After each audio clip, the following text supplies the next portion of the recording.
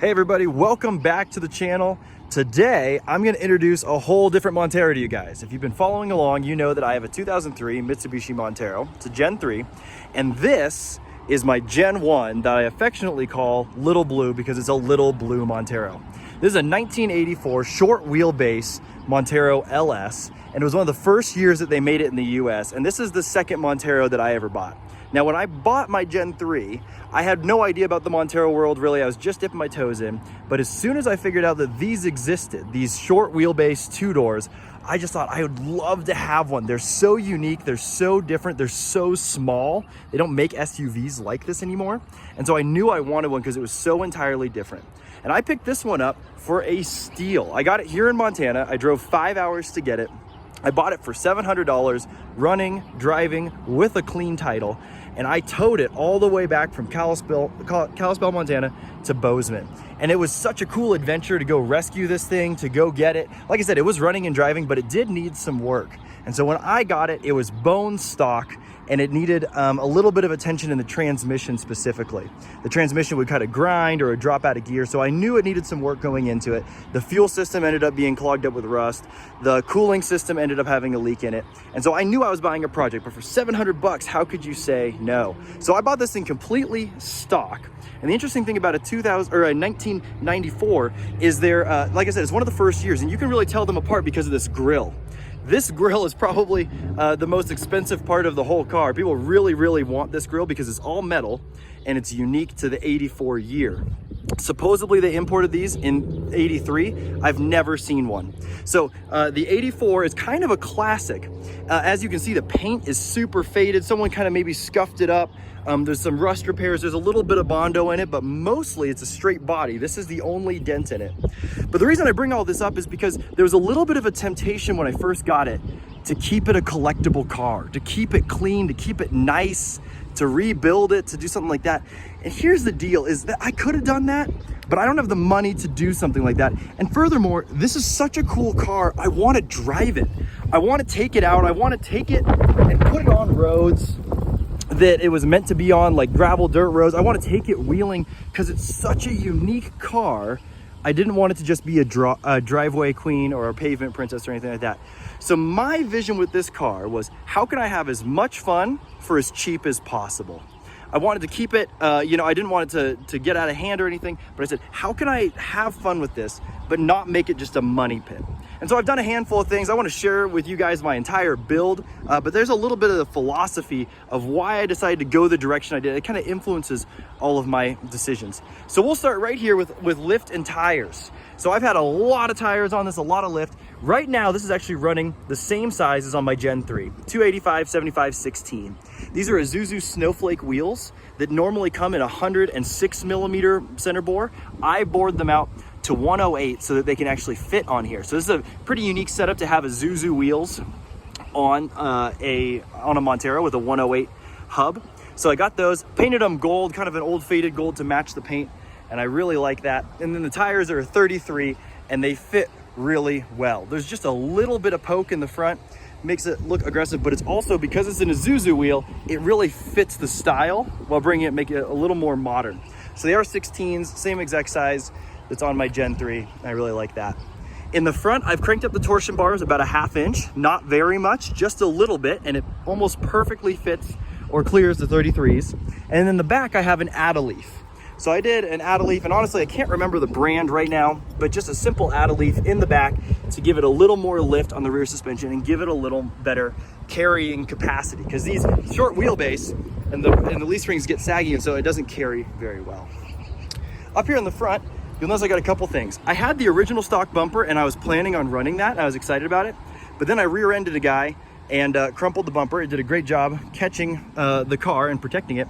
But I switched to this Cherokee bumper, and all I did was figure out how to weld in some brackets so I could bolt this on. And it's a really nice, simple look. I didn't want something big. I didn't want a jungle gym. I also didn't want to do anything too custom fab because I didn't want to take away from the body lines of the car. So this is a nice boxy bumper for a nice boxy car, a Jeep Cherokee. And I think it fits this really well. It's understated. It almost looks like it belongs there, the way it kind of slants down, and it offers me a little bit of protection, and it allows me to mount these lights. These are ARB knockoffs made by nightlight, and they are so bright. They're really, really great for driving lights, honestly, off-road.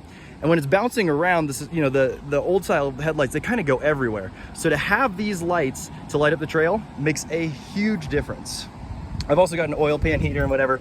And it's worth mentioning, these come with really good skid plates from the factory. So that's the front skid plate. It's got a middle skid plate. It's actually got a transfer case skid plate.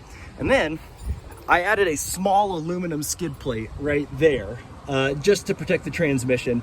And it looks like I need to tighten up those bolts, but it's pretty well protected down here. As you can see, not a whole lot of rust or anything down here. It's pretty clean. So let's move from here. Let's talk about one more item on the side here. These are my sliders. I made these sliders, they're weld on. They need to be painted bad. But this is my first introduction to like this kick up slider, and I really like it.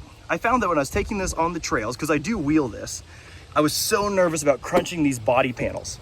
I was so nervous about doing damage to the rig, and I didn't like that. I wanted the freedom to go out and drive it and have fun and not worry about it. So I knew I needed to put on sliders. And these have made a huge difference because I didn't want to lift the car a bunch or do anything crazy with it, but I wanted the protection. So now it's fully armored, front to rear, and I feel like I can take it out and actually use it. And I really like that. It's got a CB antenna, which I'll show you in the front. But now let's go into the back. I mentioned I wanted to have fun with this car. This is about the least practical thing you can do with a car that has this much cargo space. I put a huge sub box in here. I got this thing for super cheap. It was 20 bucks, two 10-inch subs and a bypass box. And this thing bumps back here. It's got a 500 watt Alpine amp underneath the seat. And to have this much subwoofer going right off the rear glass and shooting forward is just, it's so fun. It's so experiential. There's so much vibration. There's so much wind. It feels like AC coming from behind you. It's so fun. So even though this is ridiculous and it doesn't make any sense for off-roading or anything like that, it's so fun to have in here. And then along with that, I put speakers in the back and in the front, and there's my radio. So let's go up front. I'll show you what I got going on up there. Up front, I have dual bouncy seats. This came with a bouncy seat right here. And then I added another bouncy seat from another Gen 1 over here so that my wife can have one, which is fun. I relocated the speakers into the doors. Normally they come up here and these speakers are worthless. So I relocated them into the doors and that sounds a lot better. I don't have an amplifier for the speakers and they still make quite a bit of noise. Put a simple head unit in here, deleted the ashtray and put a Mitsubishi logo in here. And yes, this is a 5-speed. I love driving stick shift. I did end up rebuilding the transmission after I got it, took the thing all the way apart, changed out the synchros, changed out some bushings and some seals and put it all back together. And it's been running flawless since then. This was my first time tackling a manual transmission rebuild, and it was a lot of work, but I learned a ton and it was super cool to be a part of. Here's a cup holder insert that I had a buddy make out of, he 3D printed it so I could actually have change, cup holders and a few other things, because normally this just comes like that and that's not a whole lot of use. But that's a little custom thing I've added in here. And then I tried to keep this pretty simple. I wanted this to feel old, and so, you know, all these gauges are still here. I didn't do anything weird here. The only switch I added is this guy, and that's for those spotlights up in the front. Here's my CB radio. It's the same one that I have in my Gen 3 right now, actually. But let me take you under the hood and show you just a few more things that make this build really unique. Also, these windows, just the best. I love them. I think they're great. This car originally came with air conditioning from the factory, but the air conditioning didn't work when I got it. So I decided to go a different route. So this doesn't have AC. Instead, I've taken the air compressor and I've converted it into an air pump. Now this is something you see on a lot of bigger rigs with 40 or 50 inch tires or whatever, because you can make this be a constant duty or infinite duty air pump for pumping up tires. And I thought about this idea, I started looking into it and thought, well, what the heck, I'll give it a shot, I'll see if I can do it cheap. And I have, I've done it really cheaply. It is not a very good system, but it does work. So what happens is it draws air, the inlet from here, draws it from the air filter, goes into an oiler because you have to lubricate this. It's normally lubricated with refrigerant. It compresses the air, and then I've got an adapter that goes from here, and I can actually string up multiple tires off of this. So what happens is I fire up the car, serpentine belt spins this, I flip a switch over there, turns on the air compressor, and I can fill up all my tires and it doesn't strain this air compressor at all because it's meant to be constant duty. So that's super cool. You'll see it's got a Weber carburetor. This is the 3236 that came with it. This has been really good. It's very fun. It makes fun induction noises, and it's got a decent amount of power, so I like that.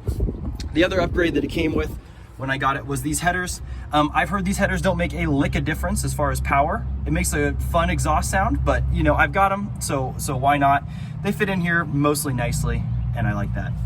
I've rebuilt the top end, so I ended up blowing up a head gasket, had to get a new head. I've redone the top end as well as the cooling system. And so I've done a lot of work to this car. I've put in quite a bit of effort into it, but it's been really good. Last thing I'll mention up here, I think, is that I've done a big 3 upgrade with this wiring. That's something I tend to do. I like running a big 3 upgrade. It allows me to flow more power, especially with the subwoofer back there. It's just easy. So I've got the wiring here. You can kind of see I've got some bigger gauge wire going through for the alternator as well as the amplifier in the back. And then I've got a very simple switch panel here. So you'll notice this is not necessarily a really incredible build. It's very simple. The whole idea with this car is have as much fun for as cheap as possible. And I think I've done that. I really, really like it. It's my daily driver when my other Monteros are getting worked on.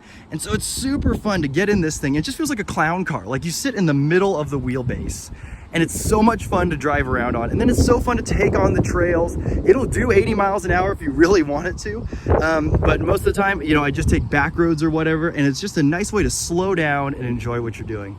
Plus, it's a very cool collectible car. Out of all the Monteros I own, and I own 3, I think this one is my favorite, and it's my wife's favorite too.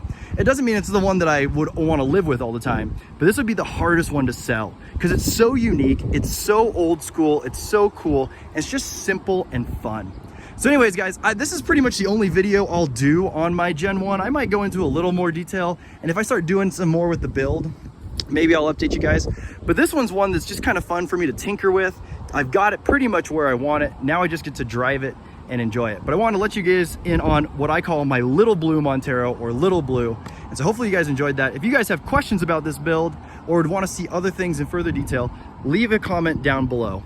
But the next video, I'll be introducing you to my Gen 2, which is definitely my most built rig for off-roading. And I'm really excited to show you guys that. So stay tuned. I'll see you on the next one.